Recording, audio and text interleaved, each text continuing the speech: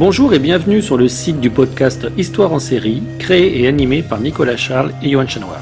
Au programme, une analyse des séries d'hier, d'aujourd'hui et de demain par les spécialistes des questions mobilisées par nos shows préférés.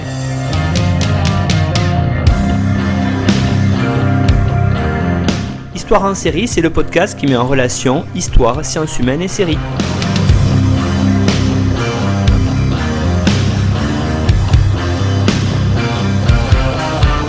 Bonjour à tous, bienvenue dans Histoire en série où aujourd'hui je reçois Antoine Faure. Bonjour Antoine.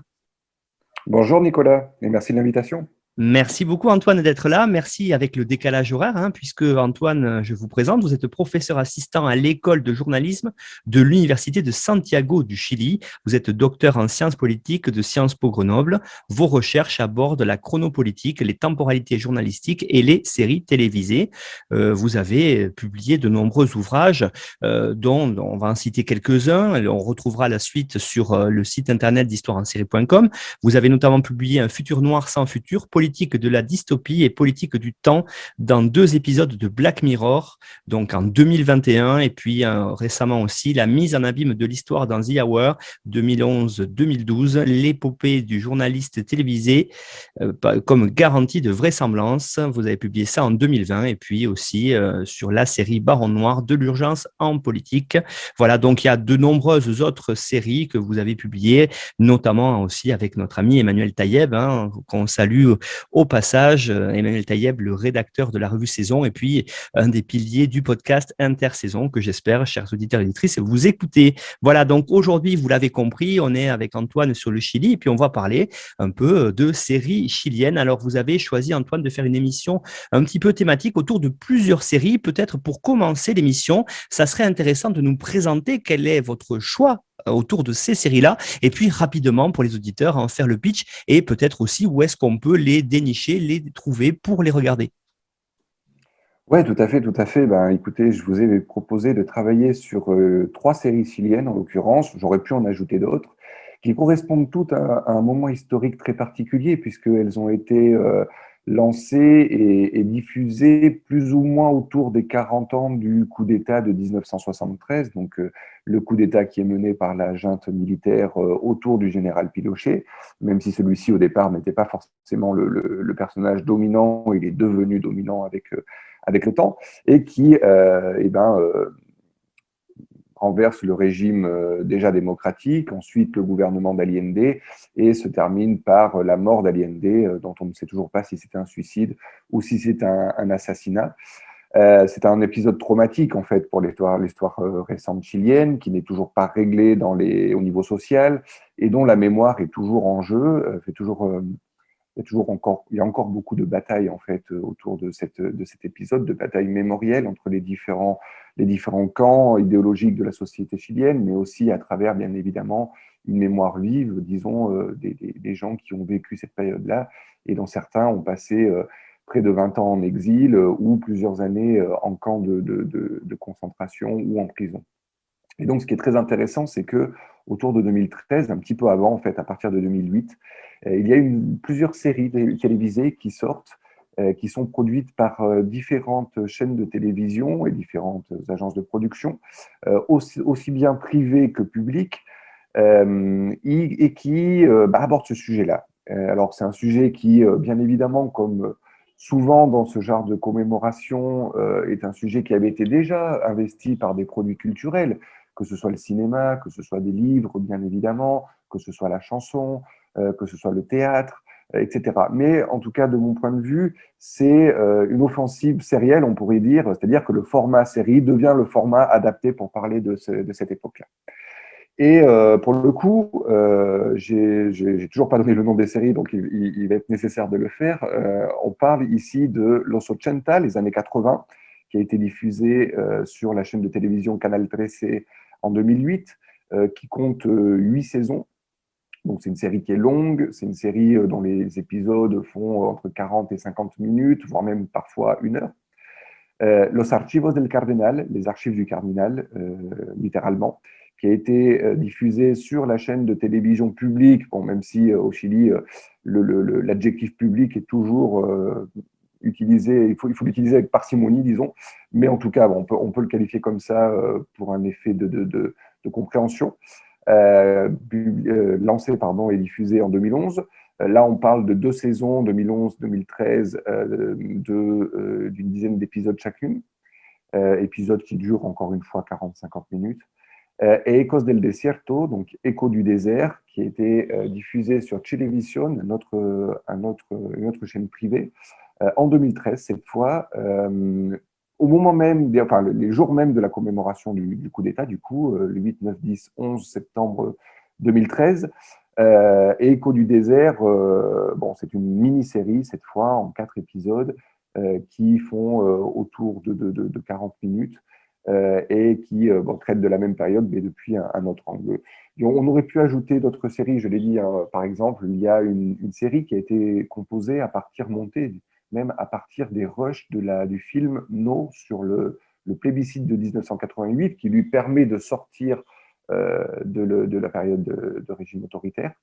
C'est un plébiscite en fait sur la continuité au pouvoir du général Pinochet, auquel les Chiliens ont voté non. Donc, il y a ce film avec Gaël García Bernal qui a été assez connu et reconnu au niveau international, et il en a été fait une série à partir des rushs qui n'avaient pas été gardés pour le film lui-même.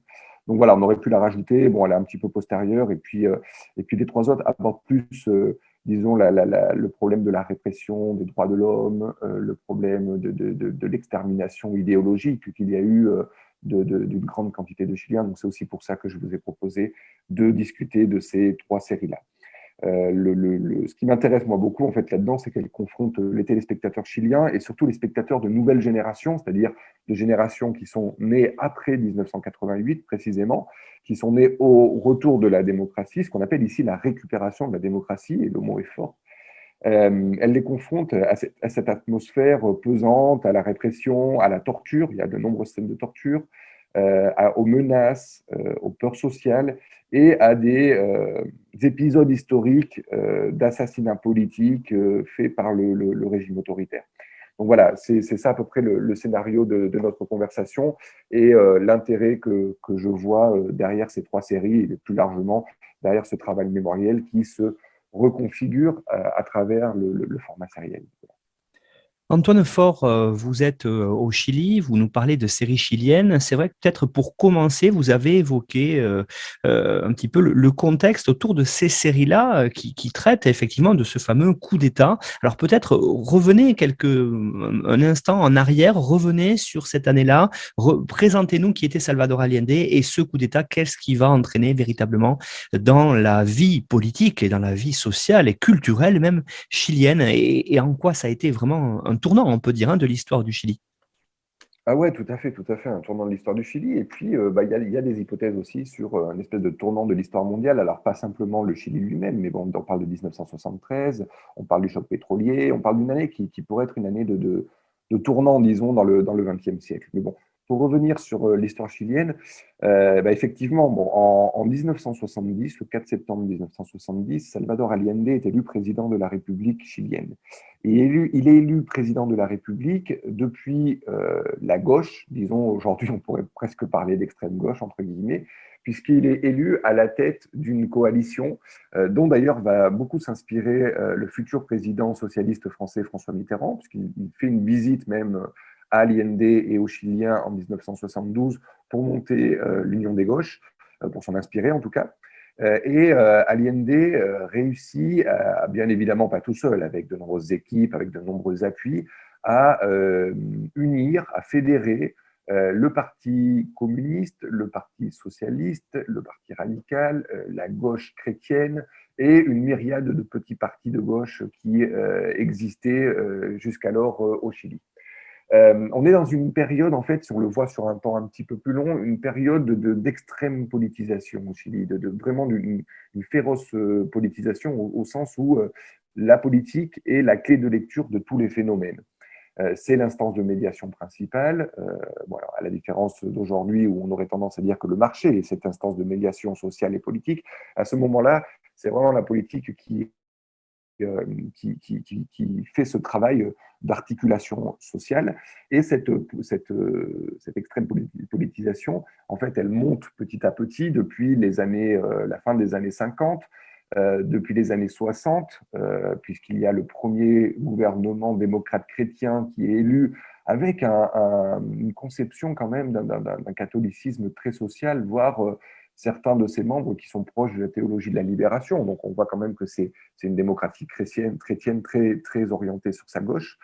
En 1964. Et en 1970, le pays est assez divisé, puisqu'il y a 3 candidatures, celle d'Allende, celle des démocrates chrétiens, mais en plus l'aile gauche, disons, des démocrates chrétiens, avec un candidat qui s'appelle Tomic, et celle du Parti national, qui est le parti de droite traditionnel, autour de la figure de l'ancien président entre 58 et 64, qui s'appelle Jorge Alessandri, qui vient d'une véritable dynastie politique chilienne, mais qui propose aussi une révolution capitaliste dans ce sens-là, qui donnera aussi ses germes à la révolution, disons, néolibérale qui va avoir lieu plus tard sous la dictature.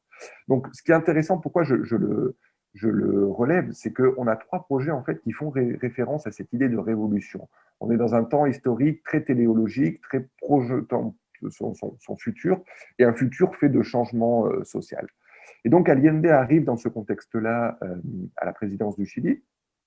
Déjà, il arrive en tête au premier tour, au seul tour de l'élection, mais les scores sont très, très proches, puisque les 3 candidats, en gros, tournent autour de 30%. Il y a vraiment une division politique. Et pour assurer son élection par le Parlement, puisque vu qu'il y a qu'un seul tour, le Parlement doit ratifier l'élection du président, et ça, c'est lié au système institutionnel de la Constitution de 1925 au Chili. Il y a un vote qui est fait où Allende négocie avec les démocrates chrétiens et suite à la ratification d'un document qui s'appelle les garanties constitutionnelles, donc où Allende et son gouvernement et sa coalition, l'Unité populaire, s'engagent sur le respect de libertés fondamentales, liberté d'expression, liberté d'association, liberté politique et d'autres garanties. Les démocrates chrétiens acceptent de voter en sa faveur et donc il devient président du Chili et forme son premier gouvernement. C'est un gouvernement réformiste, c'est un gouvernement qui est même à la gauche de la social-démocratie, disons, qui s'engage alors dans la nationalisation de certaines banques, dans la nationalisation du secteur du cuivre, qui est le principal secteur économique du pays, parce que le pays est dans une relation de dépendance en fait économique au niveau mondial, notamment du fait de l'extraction de ressources et de matières premières, dont le cuivre est la principale. Cette nationalisation est actée le 11 juillet 1971, par exemple. Dans la constitution d'une ère de propriété mixte, où le but en fait est de faire qu'il y ait des formes de coopératives qui se mettent en œuvre avec l'association d'ouvriers et de patrons pour développer certains secteurs sociaux, avec une politique sociale, des projets éducatifs aussi d'unification du système scolaire. Enfin voilà, on voit un projet qui porte bien son nom, un projet socialiste dans ce sens-là. Je ne sais pas si je l'appellerais marxiste, même s'il y a bien évidemment de nombreuses références et de nombreuses racines qui sont de ce côté-là. Mais bon, c'est quand même un projet de socialisme qui se veut démocratique, qui s'affiche démocratique, qui arrive par les urnes et qui maintient toutes les élections, qui essaye de travailler autour, enfin qui n'appelle même pas au plébiscite d'ailleurs, qui travaille toujours autour de cette idée que la démocratie, avec son vote, avec le Parlement, avec le pouvoir législatif, peut permettre des réformes profondes, et notamment des réformes dans des réformes sociales, pour être plus clair.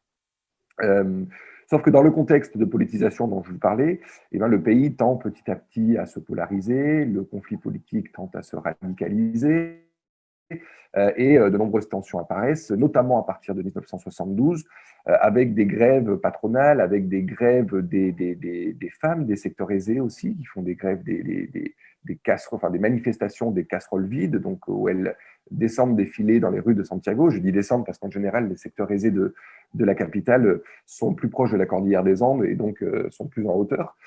Donc elles descendent dans le centre de Santiago manifester, taper sur leur casserole qui était vide, avec bien évidemment un gros travail de sédition et d'agitation, fait tant au niveau, au niveau communicationnel, disons, avec des agences qui travaillent à déstabiliser le régime, mais aussi au niveau physique, avec parfois des affrontements violents, avec tout un travail, disons, de désapprovisionnement où des grandes entreprises auraient été en rupture de stock. C'est en tout cas la propagande qui était faite à ce moment-là. Donc, on voit apparaître des queues très longues dans les rues de Santiago pour se ravitailler, pour avoir accès aux denrées et à certains biens de première nécessité.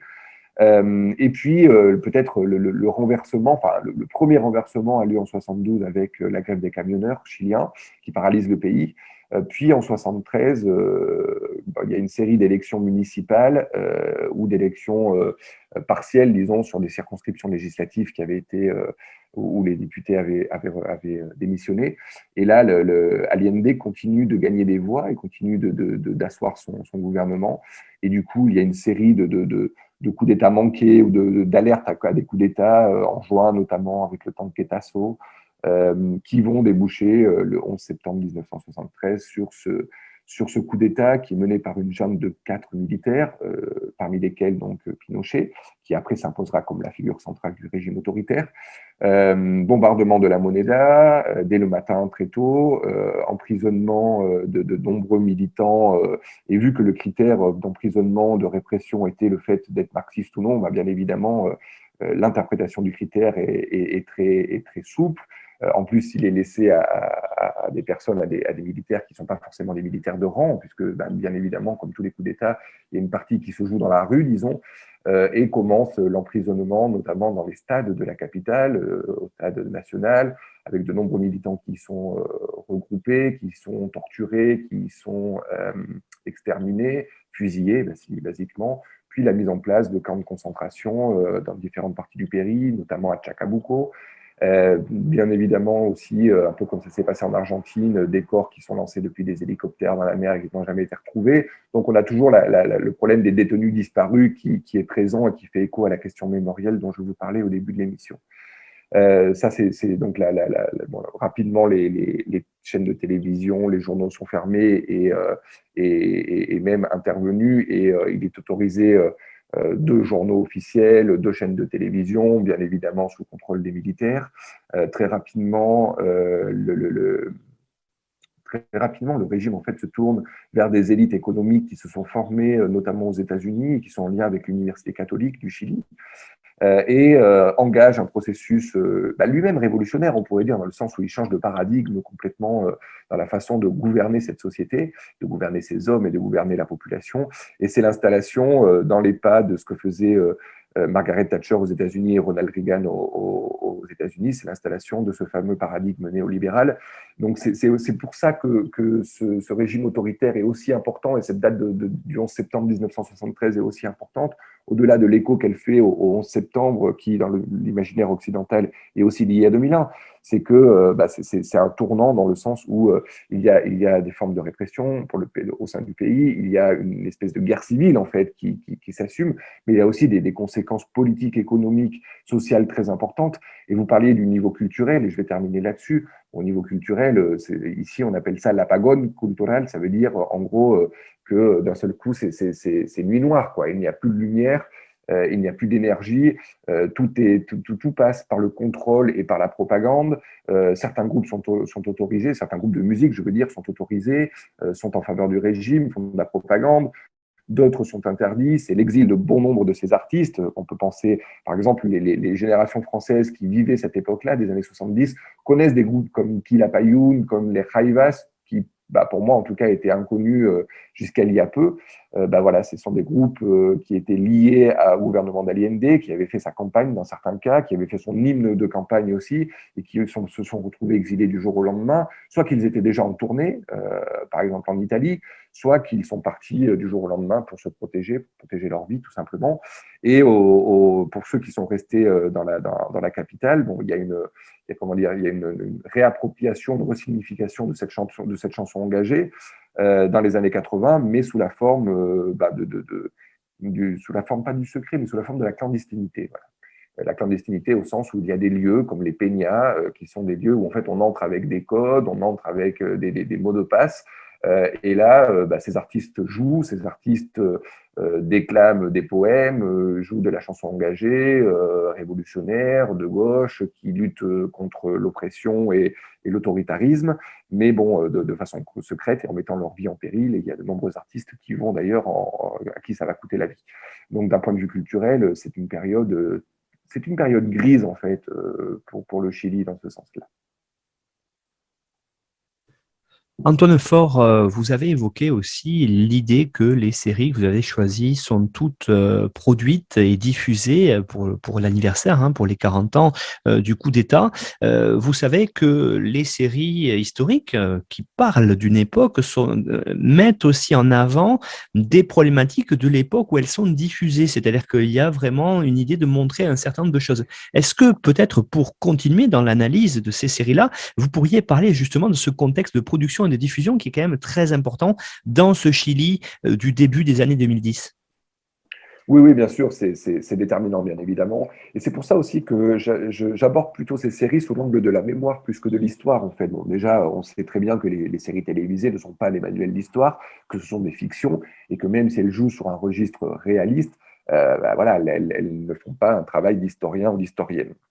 C'est déjà le premier argument, mais le second argument, c'est surtout qu'elles sont produites dans un contexte très particulier, donc vous l'avez dit, celui de la commémoration des 40 ans du coup d'État, et elles nous disent tout autant de la mémoire, de la reconstruction de l'époque de la dictature et du régime autoritaire, que de l'époque où elles ont été produites et des problématiques qui la traversent. C'est aussi pour ça qu'en introduction, je me disais que l'intérêt, à mes yeux, c'est aussi qu'elle confronte une partie de la population qui n'a pas vécu ces années-là et qui parfois n'a même pas eu le loisir d'en parler dans la famille, par exemple, puisque de nombreuses familles sont aussi composées de victimes et de bourreaux. Donc il y a des tensions qui sont très importantes à ce niveau-là. Donc on parle de 2011. Alors 2011 pardon, 2008, 2011, 2013. Donc on parle de 2013. Ce qui est très important déjà de noter, c'est que après le retour de la démocratie en 1990, donc suite à ce plébiscite que le général Pinochet a perdu, il y a une coalition de gouvernement qui se met en place, qui avait œuvré de façon très intense et très méticuleuse à ce que le plébiscite soit perdu par Pinochet. Cette coalition s'appelle, avant le plébiscite, la concertation des partis pour la démocratie, et elle deviendra à partir de 1990 la concertation tout simplement. Et elle regroupe, disons, des partis de centre-gauche. Le Parti démocrate chrétien, qui s'est réformé et qui est un parti vraiment centriste à ce moment-là, avec une aile droite, une aile gauche, qui doit faire une synthèse. Un parti qui est un parti, on va dire, parti mouvement, qui se réactive pour les élections, qui s'appelle le PPD, le Parti pour la démocratie. dont une des figures à ce moment-là est Ricardo Lagos, qui est une figure très importante durant la dictature, parce que c'est un opposant direct, c'est un des opposants qui va faire des gestes, excusez-moi la redondance, mais des gestes d'opposition très clairs en public, directement adressés à Pinochet, ce qui à ce moment-là est très impressionnant, parce que tout le monde a peur, ou globalement on est dans un régime autoritaire qui est très répressif. Le Parti socialiste réformé, notamment par ces élites qui ont passé du temps en Europe et qui reviennent et qui fait le deuil basiquement du socialisme tel qu'on pouvait le connaître jusque-là, d'un socialisme plus démocratique, bon, et toute une série d'autres petits partis. C'est une coalition de centre-gauche qui va gouverner pendant 20 ans. Et précisément, en 2010, c'est la première fois qu'un parti de droite, qu'une coalition de droite et un président de droite va arriver au pouvoir au Chili sous la figure du gouvernement du président Sebastián Piñera, qui sera réélu d'ailleurs plus tard en 2018 et qui vient de laisser le pouvoir il y a quelques jours, quelques semaines après un deuxième mandat. Donc, on est dans ce contexte-là et des politistes, des sociologues, des historiens ont même acté la fin de la transition démocratique en 2010 avec cette première alternance qui a lieu. On est aussi 20 ans après la fin du régime autoritaire, 40 ans après la dictature, ce qui a quelque part libère d'une certaine façon un petit peu les esprits, les langues. Il est un petit peu plus facile de parler de ces thématiques-là, même si le Chili, au contraire de l'Argentine, au contraire de l'Allemagne post-Seconde Guerre mondiale, n'a jamais vraiment connu ni mise en œuvre de politique mémorielle à proprement parler, qui prennent en charge ce conflit et qui essayent, au-delà de réparations économiques et de rapports qui sont des rapports finalement qui n'attribuent pas de responsabilité, qui essayent de traiter le problème au niveau de l'espace public. D'ailleurs, les séries dont on parle vont créer beaucoup de tensions, beaucoup de débats non seulement sur leur qualité, mais aussi sur leur réalisme, sur l'opportunité de les produire et de les diffuser, d'autant plus sur des sur des chaînes ouvertes, c'est-à-dire sans péage, accessibles à tous les Chiliens et parfois à des horaires qui ne sont pas si tardifs. Bon, parfois, il y a aussi des séries comme École des Certeaux qui ont été diffusées très tard le soir. Donc voilà, donc il y a pas mal de tensions qui sont liées à ce contexte de production et de diffusion. Quoi de plus, va vous dire aussi que voilà, d'un point de vue pour le coup plus intellectuel, il y a quelque chose aussi qui est en jeu dans ce contexte-là, c'est précisément un petit peu la rupture avec le format classique des séries latino-américaines, qu'est la telenovela, avec tout son mélodrame et tous ces codes qui sont très particuliers, qui ne ressemblent ni au soap opéra à l'anglo-saxonne, ni au drama dont on a plus l'habitude aujourd'hui avec les différentes chaînes et plateformes que l'on regarde quand on est fan de séries. Bon, bah, là, il y a un truc qui se passe, il y a quelque chose de nouveau. On est sur des formats, on est sur des esthétiques qui sont un petit peu nouvelles, ou en tout cas qui sont plus hybrides, qui prennent leur distance avec les telenovelas. Donc même si ça fait pas référence au contexte politique, social et culturel chilien, c'est quand même important de le prendre en compte parce que d'un point de vue culturel, disons, ou d'un point de vue du format sériel, ça en dit long aussi sur le travail qui est en train d'être fait. Et finalement, et j'avais failli l'oublier, j'en suis désolé, je le remets à la fin, il y a un contexte aussi de mobilisation qui est très important, des mobilisations sociales et estudiantines en particulier, qui se réactivent très fortement. Depuis bon, bien évidemment, sous la dictature, les choses étaient un petit peu difficiles du point de vue de l'activisme et des mouvements sociaux, pardon. Elles étaient même très difficiles. Il y a quelques journées de protestation qui ont lieu dans les années 82-83, mais elles sont réprimées de façon féroce. Et au début de la transition à la démocratie, entre la méfiance, entre aussi la perte d'habitude, le peu de mémoire qu'il y a de ces mouvements sociaux, il n'y a pas vraiment d'activisme. Enfin, voilà, il est très périphérique. On parle de groupuscules, on parle de secteurs un peu périphériques. À partir de 2006, les choses se réactivent, notamment sous l'impulsion de ces générations nouvelles, avec les lycéens qui font leur révolte des pingouins. Donc, elle est appelée révolte des pingouins parce qu'en fait, au Chili, les lycéens ont des uniformes blancs et noirs et comment dire, la blague, c'est de les appeler les pingouins, du coup. Donc voilà, il y a une réforme des pingouins qui essayent d'avoir qui revendiquent, c'est pas qu'ils essayent d'avoir, c'est qu'ils revendiquent de meilleures conditions pour leurs études secondaires, et notamment de meilleures conditions économiques et infrastructurelles. Et en 2011, cette même génération, qui est maintenant à l'université, enclenche un mouvement social très important, très long, pour essayer d'obtenir donc toujours de meilleures conditions économiques pour mener leurs études, mais aussi qui luttent directement contre ce système d'éducation universitaire qui est privé.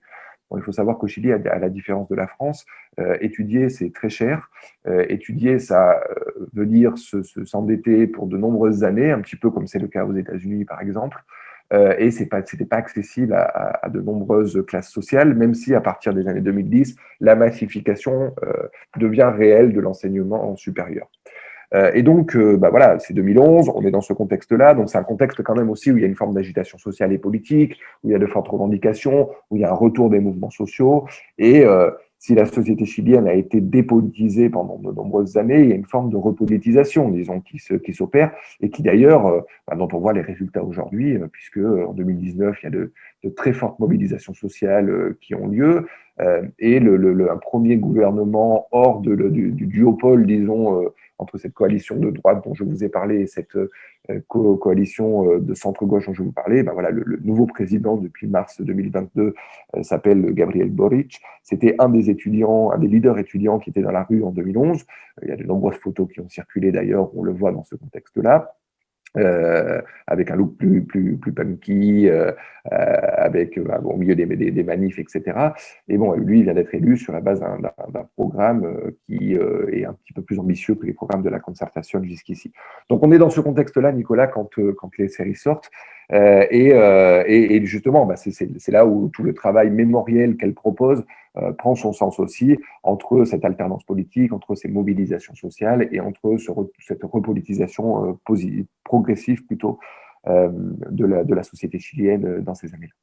Vous venez d'évoquer à l'instant, Antoine Faure, la notion de mémoire, on va y revenir juste après. J'aurais peut-être aimé savoir aussi, juste avant ça, une petite différenciation, vous savez, entre histoire et mémoire. Et justement, j'aurais aimé savoir comment est-ce que se fait l'articulation des différents temps historiques dans ces trois fictions-là, justement. Comment est-ce que les trois fictions s'approprient et montrent aux téléspectateurs ce pan important de l'histoire du Chili? C'est une question fondamentale et c'est particulièrement ce qui m'intéresse dans l'analyse de ces trois séries. Alors, si on essaye d'ordonner un petit peu la réponse, d'abord, la première chose qu'il faut noter, c'est que ces trois séries qui ont misé sur le réalisme. Il y a un réalisme très cru parfois, un réalisme mais il n'y a pas de jeu esthétique qui brouille les cartes en ce sens-là. Au contraire, on essaye d'incarner les récits dans des lieux, dans des cas de torture, des cas d'assassinat politique, de disparition qui ont eu lieu dans les trois cas. Peut-être Los 80 est la série qui prend le plus de liberté, parce que si elle nous montre des épisodes très précis de cette période, par exemple des manifestations étudiantes à partir de 82-83 dans la saison 4, elle n'utilise pas, disons, elle ne fait pas référence à des personnages historiques précis. Mais les deux autres, par contre, le font et vraiment de façon très directe et très assumée. Bon, de fait, Ecos del Desierto, c'est une série qui parle de la disparition d'un militant communiste, Carlos Berger, chargé de développer la radio dans le nord du pays, et dont la compagne, suite suite au fait qu'il ait été fusillé, va entreprendre une lutte acharnée pour que l'État chilien reconnaisse qu'il a assassiné son mari, père de son enfant. Donc là, on est sur un cas qui est absolument vrai, véridique, qui est absolument historique et qui, Carmen Hertz, donc la compagne, est aujourd'hui députée chilienne et c'est un travail qu'elle a fait au niveau public. Donc, comme on voit, elle s'inscrit vraiment dans un travail de mémoire, cette série-là, très directe. Et Los Archivos del Cardenal, en fait, c'est une série qui parle du travail qu'a fait la Vicaría de la Solidaridad, donc le vicariat de la solidarité, qui a été monté en 1976 par le cardinal Silva Enriquez, l'Église catholique ayant été très importante sous la dictature, parce qu'elle va prendre ses distances avec le régime autoritaire, ou en tout cas une partie de l'Église catholique va prendre ses distances avec le régime autoritaire et le général Pinochet, et va œuvrer à protéger les droits de l'homme de certaines populations, de certaines parties de la population, et à faire pression pour que le régime cesse les répressions et petit à petit se libéralise. Et d'ailleurs, un des tournants de cette période, c'est la visite du pape Jean-Paul II en 86, qui s'entretient avec Pinochet et qui aurait fait pression pour qu'il y ait une sortie, disons, par les urnes du régime. Bref. Et donc, cette série, Les Archives du Cardinal, l'Archivos del Cardenal, parle, au moins dans sa première saison, de cas historiques de répression, d'assassinats politiques et de fusillements. Ils sont identifiés, il y en a un par épisode, il y a une chronologie qui est respectée dans ce sens-là, c'est moins le cas dans la deuxième saison. Donc on voit que voilà, il y a un lien très clair avec la période.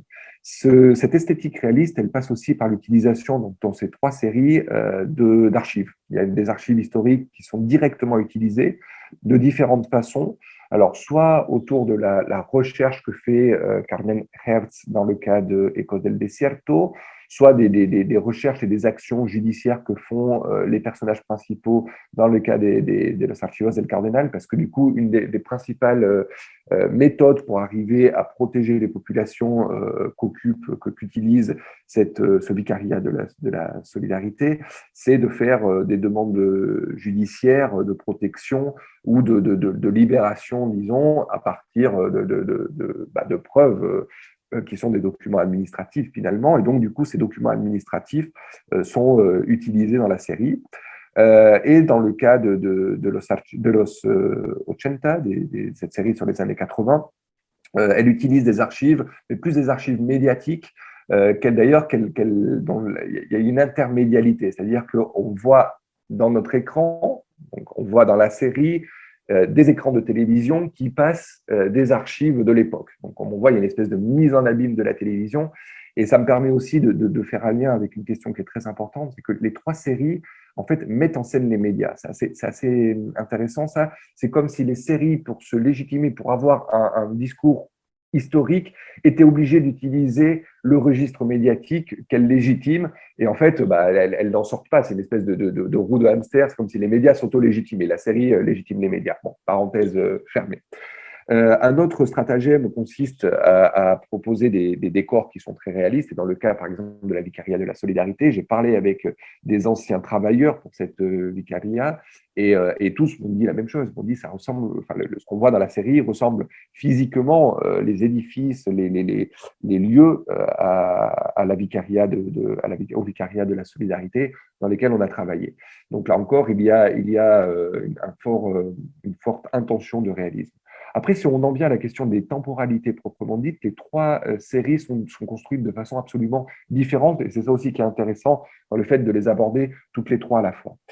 Los 80, c'est une série qui est absolument linéaire, donc je vous l'ai dit au départ, en 8 saisons, qui avance d'année en année, dont on voit les personnages qui évoluent physiquement, on voit les personnages, d'ailleurs le plus jeune des enfants de cette famille que l'on suit au début des années 80, doit avoir quelque chose comme 7 ou 8 ans, et quand la série se termine, il rentre à l'université, les parents se séparent, enfin voilà, on est sous une temporalité qui est absolument linéaire, une temporalité qui est beaucoup plus liée au quotidien de cette famille et dont les événements historiques, disons, viennent interrompre ce quotidien, ce qui permet de traiter de la période.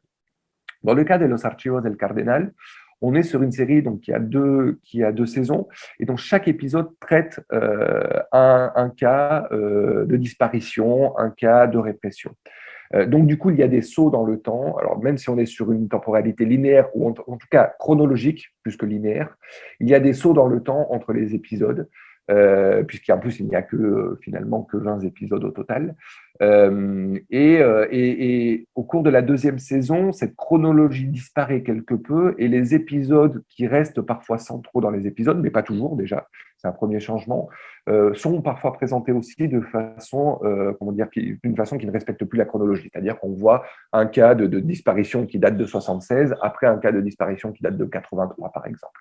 Donc là, il commence à y avoir des jeux sur les temporalités qui ramènent à la fiction, bien évidemment, et qui permettent aux showrunners et aux scénaristes de faire évoluer leurs personnages, là encore à partir de trames amoureuses, notamment du fameux triangle amoureux propre de la telenovela, et qui va déboucher aussi finalement sur la constitution de la famille, cette espèce de repli sur la vie privée de ce côté-là. Finalement, Ecos del Desierto est construite de façon absolument différente, puisque là, la clé, à mon avis, du montage réside dans le dispositif des flashbacks. Et on a une temporalité. Enfin, chaque épisode, en fait, fait des sauts dans le temps, en avant ou en arrière. Donc, on peut commencer en 73, le premier épisode, ce qui contextualise, disons, les personnages, cette famille qui part de Santiago avec un nouveau-né qui fait des heures et des heures de voiture, puisque le Chili, comme tout le monde le sait, est un pays très long, qui fait 4300 km de long pour être précis. Et donc, les trajets sont très, très longs aussi, d'autant plus à cette époque-là avec les moyens de transport qui étaient ce qu'ils étaient. Puis saute en avant vers les années 2000 où on voit Carmen Hertz, donc le personnage principal, disons, cette cette avocate, activiste des droits de l'homme qui va lutter pendant 30 ans pour la reconnaissance du meurtre, de l'assassinat politique de son mari.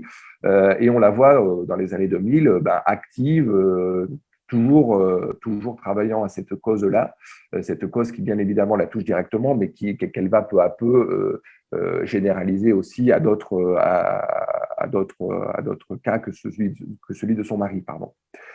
Puis on revient dans les années 80 et finalement on se retrouve de nouveau dans les années 70, puis dans les années 90. Enfin voilà, tout ça pour vous dire, je vais pas passer 2 heures à faire des sauts dans le temps, mais tout ça pour vous dire que voilà, il y a un jeu sur ces discontinuités temporelles, sur ces flashbacks et à mes yeux c'est très très très important puisque c'est ce qui permet, avec en plus l'apport d'une voix en off, en voice-over, d'expliquer les différents contextes historiques, de les remettre en lien, mais aussi à la fois de reconfigurer, disons, les différentes identités que vont occuper les personnages au fil des époques, et de montrer comment ce travail pour arriver à réunir des preuves administratives, bureaucratiques, que l'État chilien avait organisé cette répression massive, change de stratégie, change de méthode au fur et à mesure que le temps passe, et bien évidemment au fur et à mesure que les régimes politiques évoluent.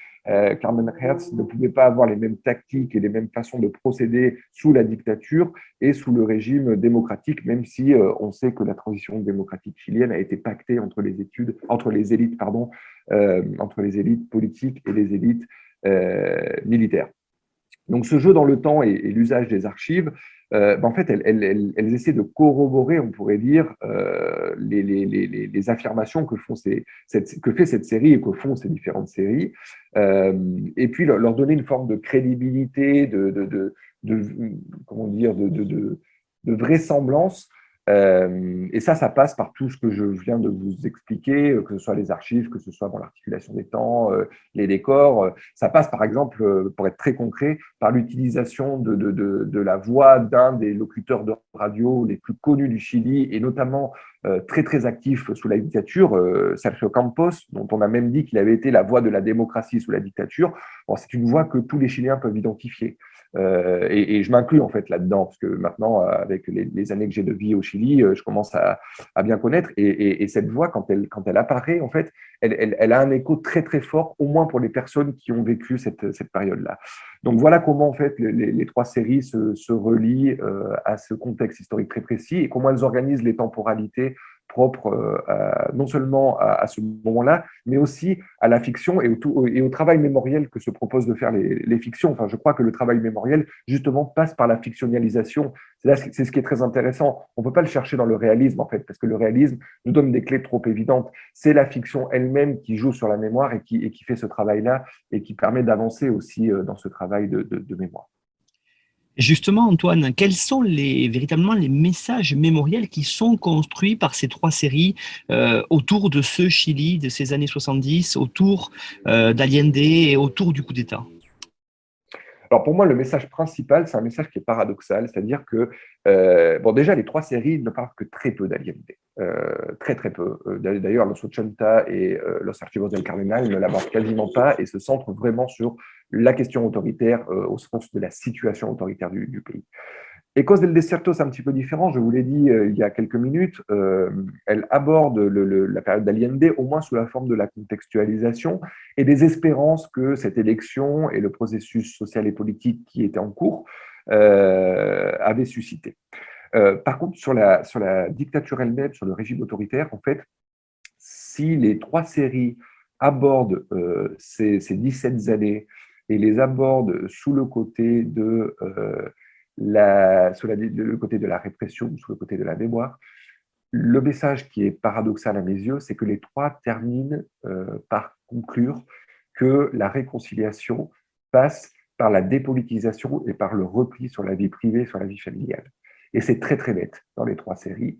C'est-à-dire que dans le cas de Los 80, je vous l'ai dit, on suit une famille, et cette famille a tendance à vivre au gré des événements politiques et sociaux qui marquent la dictature. Mais finalement, La seule manière de se protéger de ces répressions, de ces exterminations, c'est à travers la dépolitisation, c'est à travers la famille elle-même et c'est à travers le fait de s'unir, de s'articuler de former une espèce de cocon à l'intérieur des murs de la maison pour ne pas prendre le risque d'encourir la répression et pourquoi pas la mort. Dans Los Archivos del Cardenal, c'est encore plus net, parce que du coup, on part au début de la première saison avec des épisodes qui sont très centrés sur la lutte collective, la lutte idéologique et la lutte contre le régime de Pinochet depuis ses positions politiques, donc idéologiques d'opposition. Petit à petit, comme je vous l'ai dit, la série va abandonner les cas de répression, les cas de détenus disparus, les cas d'assassinat qu'elle traite de façon épisodique, enfin épisodique, je veux dire par épisode au cours de la première saison. Et elle va se centrer beaucoup plus sur les relations amoureuses, sur les relations familiales. Et en fait, la sortie de la dictature et la fin de la série, qui coïncident, se font précisément autour de la famille et non plus autour du collectif et autour de l'idéologie et du politique. En ce sens-là, petit à petit, le futur est incarné déjà par la naissance, puisque des deux personnages centraux, de leur relation, va naître un enfant. Et la dernière scène, c'est précisément cet enfant qui est dans son berceau et que regardent ses parents, qui se prennent dans leurs bras. Et finalement, il incarne le futur, mais il incarne un futur qui est un futur individualisé, qui est un futur privé, qui est un futur en fait qui s'oppose à tout ce qui a été la cause du chaos, de la répression et des luttes préalables. La mise en scène est assez forte parce que du coup, en fait, la caméra est de l'autre côté de la pièce et elle montre un couloir déjà. Donc, il y a une forme d'encadrement très fort de ce futur et un couloir qui a différentes portes qui sont ouvertes comme si ce couple avait passé les différents obstacles de la lutte politique, de la lutte collective, avait laissé derrière lui cette lutte et les discordes que ça a provoqué entre les personnages, entre les deux personnes de ce couple, puisque l'une vient du secteur de gauche radicale, l'autre vient plutôt d'un monde social-démocrate, voire démocrate chrétien. Donc forcément, au cours de la série, ça a posé pas mal de polémiques, de tensions, de discussions entre eux. Et là, on se retrouve face à une scène finale où finalement tout ça est beaucoup plus apaisé par la naissance de l'enfant et le futur est incarné de cette façon-là. Et dans Ecos del Desierto, on a aussi cette sensation qui passe notamment beaucoup par le fils de Carlos Berger et de Carmen Hertz, qui était né déjà en 1973, même en 71, mais qui n'a pas connu son père puisqu'il il avait 2 ou 3 ans quand son père a été fusillé, et qui petit à petit prend de plus en plus de protagonisme dans la série et pose des questions sur son père, et à la fois l'incarne physiquement, parce que du coup, c'est génétiquement déjà c'est son fils, et puis au cours de la série, on lui rappelle sans arrêt la ressemblance physique qu'il a avec son père. Sauf qu'il n'a pas connu son père, sauf qu'il a très peu connu cette période-là, et enfin la période d'Allende, il a mieux connu la période de la dictature, mais en fait, il représente justement cette ligne de fuite vers le futur. Et il y a un deuxième phénomène qui est moins le repli sur le privé dans le cas d'Ecos del Desierto, mais qui est tout aussi fort à mon avis. En fait, cette série, petit à petit, elle se centre sur une liste de prisonniers politiques dont les noms sont écrits en rouge et dont les noms sont barrés au fur et à mesure des épisodes, et même tout au long de chaque épisode, il y a plusieurs noms qui sont barrés. Et ça correspond en fait aux militants qui faisaient partie des militants dont il fallait se débarrasser de façon prioritaire. D'ailleurs, je ne vous l'ai pas dit, mais cette série met en scène, en fait, au-delà de Carmen Hertz, un groupe de militaires qu'on a appelé les caravanes de la mort, qui étaient chargés par Pinochet et menés par un général qui s'appelait le général Arellano Stark, qui était chargé d'exterminer donc ces militants de façon prioritaire, sans procès, sans justice aucune, notamment dans le désert, mais pas que dans le désert d'Atacama, et d'enfouir les restes de ces fusillés pour pas qu'ils soient retrouvés. Donc, du coup, cette liste que le général Stark raye petit à petit, en fait, devient progressivement le personnage central de la série. Et ce que ça nous montre, c'est qu'en fait, selon le message, selon le point de vue de cette série, la seule issue pour la réparation et pour la mémoire sylvienne est une issue bureaucratique, est une issue qui consiste à trouver des éléments de preuve qui soient des preuves bureaucratiques, c'est-à-dire des documents qui aient été écrits et qui permettent d'affirmer ou de donner de la crédibilité à la thèse que cette répression et ces assassinats ont été préparés de façon méthodique et organisée par l'État chilien.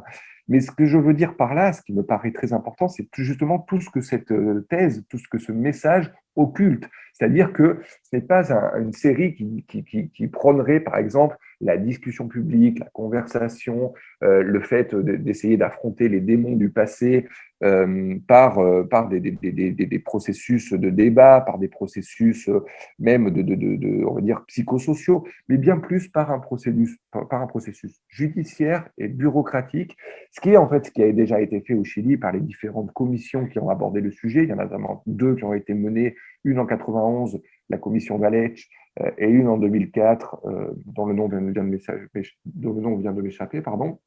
Voilà, qui sont deux commissions, en fait, qui sont des commissions qui ont été très bureaucratiques, qui ont fait des entretiens avec des prisonniers, avec des exilés, avec des gens qui ont été réprimés, mais qui n'attribuent aucune responsabilité, qui ne prend surtout pas le risque comment dire, de pointer du doigt certains secteurs, notamment des secteurs militaires, mais pas que, aussi des secteurs civils, et qui jouent la réconciliation sous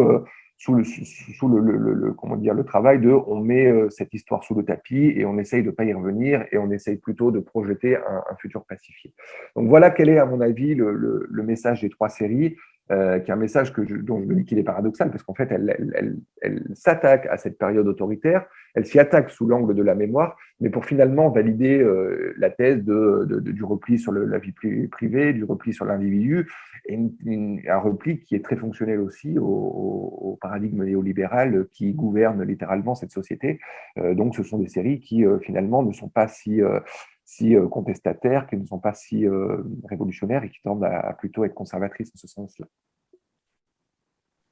En conclusion, Antoine, j'aimerais qu'on voit peut-être la question de la réception de ces séries-là et justement, à travers, vous l'avez évoqué un petit peu tout au long de l'émission, les différentes générations, comment est-ce qu'elles ont reçu cette série-là et comment est-ce que peut-être la fiction a contribué ou pas, d'ailleurs, vous allez me le dire, à faire évoluer à la fois leur connaissance et leur compréhension de cette période, vous l'avez dit, hein, très compliquée et surtout qui a fortement divisé la société chilienne.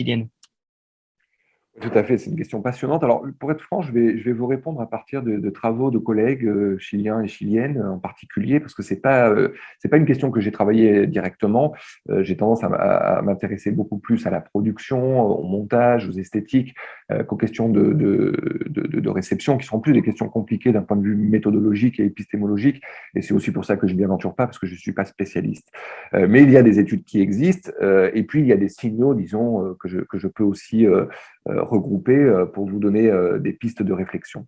Alors, je crois que la première chose qu'il est important de dire, c'est que il y a peut-être un biais dans le regard que je porte, mais en tout cas, je vais vous raconter quelle est mon expérience de visionnage de ces séries.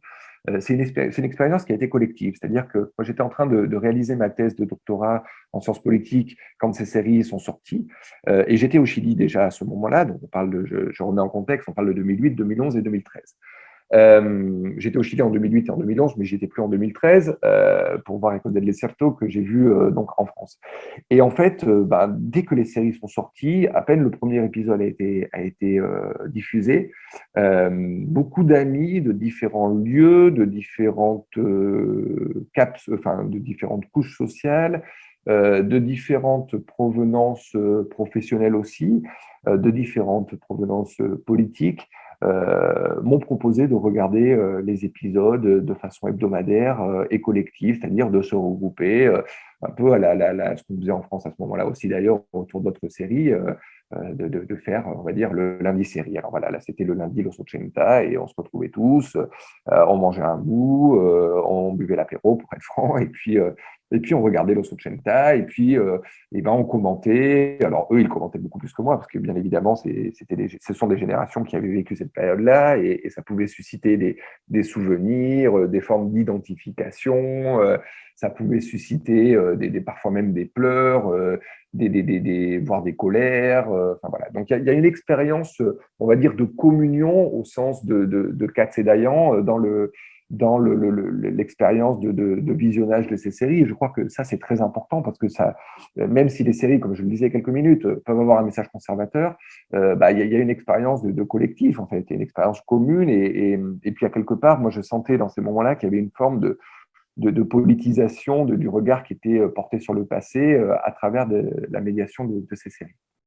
Il y a un deuxième angle de réponse que je peux vous donner, qui est un angle beaucoup plus public, qui n'est pas lié à mon expérience directe, mais qui est beaucoup plus lié à quels sont les débats que ça a suscité dans l'espace public chilien et en particulier dans l'espace médiatique.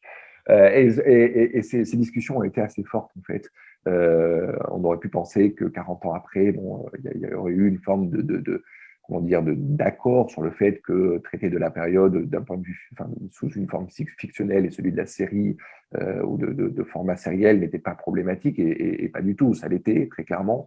De nombreux députés, sénateurs et élites politiques, notamment de droite, ont pris la parole pour dénoncer ces séries, pour dénoncer leur manque de crédibilité, leur manque de réalisme, pour dénoncer le fait qu'elles auraient créer des distorsions dans la représentation de la période, dans l'attribution de responsabilités, au moins de façon implicite. Et puis, de l'autre côté, bien évidemment, des anciens exilés, des anciens détenus, des élites politiques, des activistes des droits de l'homme, des personnes qui continuent de lutter pour le fait de retrouver leurs proches qui ont disparu, et qui parfois ont pu être jetés en plein océan depuis des hélicoptères et donc qui ne seront jamais retrouvés. Sur la nécessité de faire ce travail mémoriel, la nécessité qu'il passe par des objets culturels qui atteignent une certaine massivité, la nécessité aussi, ou voire même la critique des horaires de diffusion de ces séries qui parfois ont été diffusées à 11h30 ou minuit, d'autres fois vers 10h30 le soir après le journal télévisé que nous on appellerait de 20h et qui est à 21h ici. Et puis des controverses aussi liées à des projections qui cherchaient précisément la reconstruire des collectifs. Alors, par exemple, le musée de la mémoire et des droits de l'homme, quand vous me posez la question du contexte, j'aurais pu vous donner cet élément-là de réponse aussi. Le musée des droits de l'homme a été lancé en 2010, juste avant l'élection de la droite au gouvernement par la présidente Bachelet. Donc, il y a un musée qui retrace les 17 ans de dictature et la répression, qui regroupe différentes archives de cette époque-là, par exemple des cartes, des lettres qui ont été écrites par des enfants de détenus disparus à la compagne de Pinochet pour lui demander de libérer leur papa ou leur maman. Enfin voilà, il y a des choses qui sont assez fortes. Il y a aussi une forme de mémorial qui est faite dans ce musée-là. Bref, et le musée, en 2011, propose de faire une projection en extérieur et collective de plusieurs de ces séries. Et là, de nouveau, on a une très forte polémique qui se met en place entre les tenants de cette proposition, disons, qui expliquent leur proposition, qui la justifient, qui l'argumentent, et puis des tenants plutôt d'une politique mémorielle, on va dire une politique de l'autruche, qui s'oppose à la diffusion collective en public, en extérieur de ces séries. Donc, on voit là très clairement encore une fois, il y a beaucoup de débats et de batailles mémorielles qui ont lieu.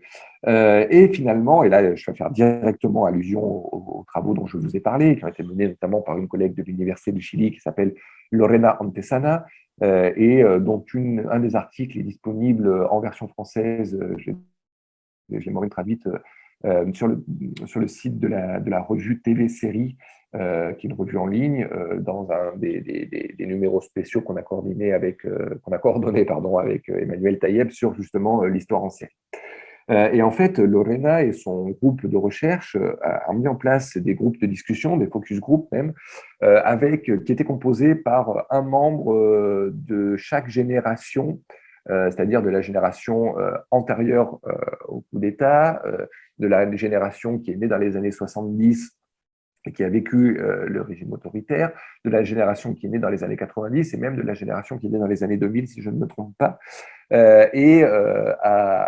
avec des critères bien évidemment de parité, des critères de provenance sociale, des critères, bon, il y a un travail méthodologique qui est fait pour que ces groupes gagnent une certaine représentativité, et à poser différentes questions suite au visionnage des séries à ces ces générations distinctes, ces participants provenant de différentes générations.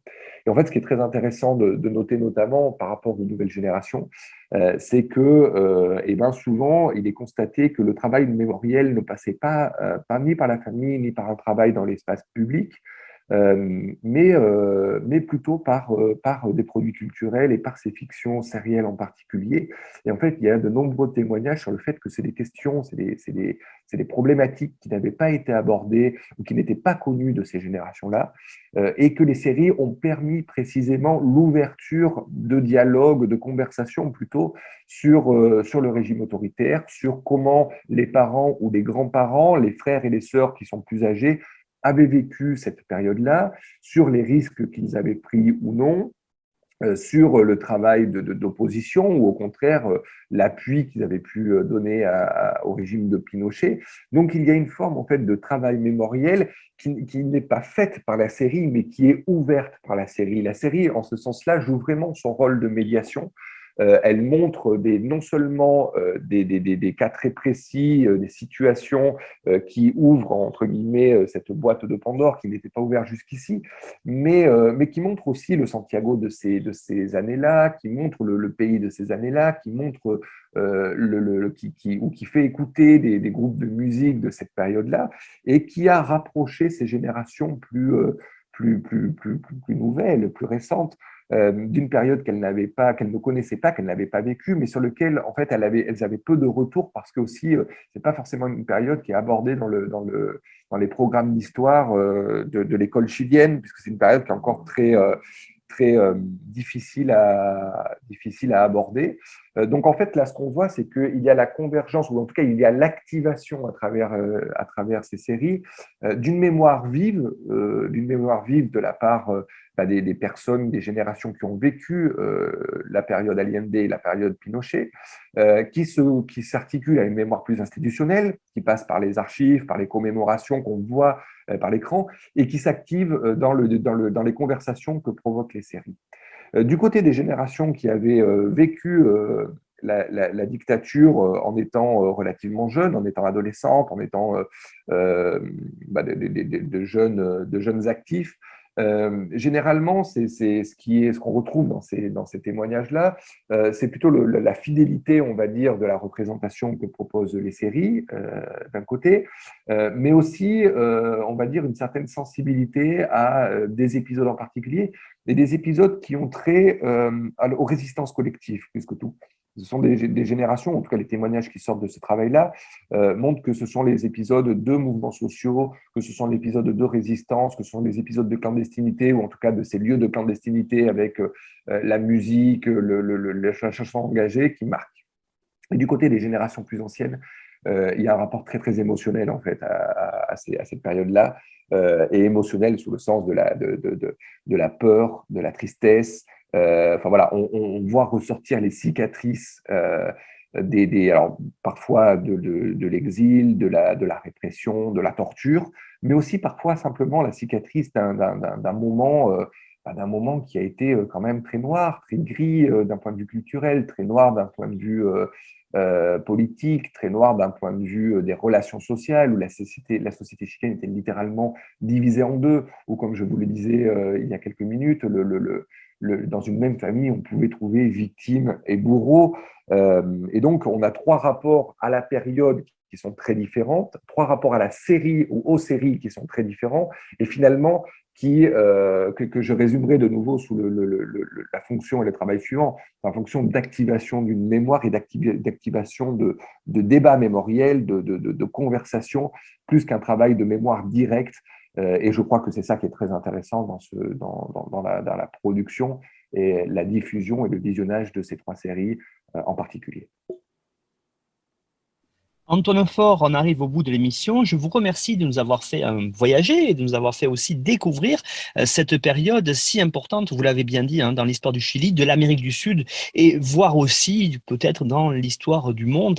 Ce coup d'État contre Allende a marqué véritablement ces années 70 et a marqué ensuite la vie de nombreux habitants dans le monde entier. Et effectivement, ces séries permettent de bien comprendre ce contexte, vous l'avez dit, même si bien sûr, et c'est normal puisque ce sont des séries historiques, elles sont le produit d'une époque, et vous l'avez très bien montré, le produit d'une époque de ce début des années 2010, 40 ans après les événements sur Allende. Alors vous avez fourni une petite bibliographie indicative que l'on retrouve sur la page de l'émission histoireensérie.com, qui permettra, comme toujours, aux auditeurs et aux auditrices d'aller plus loin et de comprendre peut-être un peu mieux cette période-là. Et puis aussi, je renvoie à la page de l'émission, toujours pour celles et ceux qui voudraient connaître les travaux d'Antoine, nombreux autour des séries. Vous avez une grosse production là-dessus et je vous remercie d'ailleurs d'être venu en parler avec nous dans cette émission.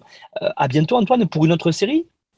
Ouais, avec plaisir Nicolas. Merci à vous de l'invitation. C'est vraiment chouette. Les espaces comme ceux d'Histoire en série sont rares et c'est très appréciable. Je vous écoute très régulièrement. J'y prends beaucoup de plaisir. Et bon, entre fans de séries, bien évidemment, quand vous en avez envie et besoin, je suis à votre disposition. Merci beaucoup. À bientôt. À bientôt.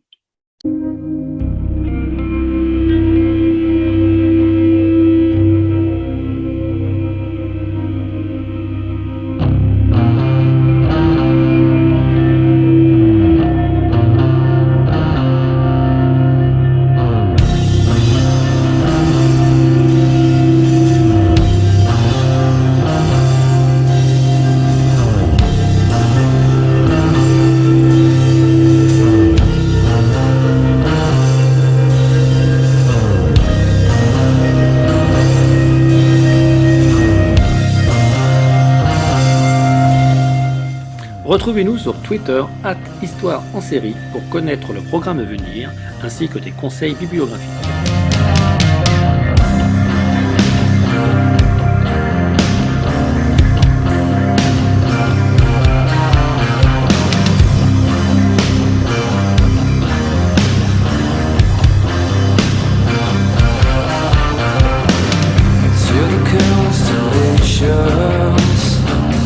Travel launches to clear. Such a beautiful planet populated by a stranger.